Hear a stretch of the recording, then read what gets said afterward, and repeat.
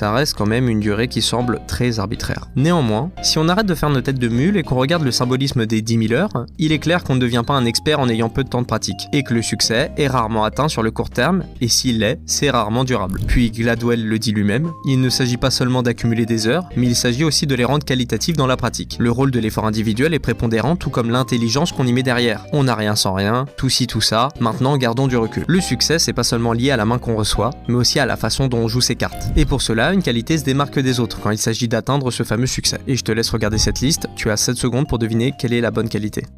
Bon, flemme, c'est le cran. C'est une des plus grandes qualités mises en avant dans l'œuvre et popularisée par la psychologue Angela Duckworth, c'est-à-dire la passion et la persévérance pour les objectifs à long terme. Le cran, c'est une volonté inébranlable de s'améliorer, de surmonter les obstacles et de persévérer face à l'échec. Et là, désolé si ça sonne bateau, mais c'est un peu la vérité aussi. Si tu te dégonfles dès qu'il y a un pépin, tu n'iras pas bien loin. Et donc en substance, si les facteurs externes préparent le terrain,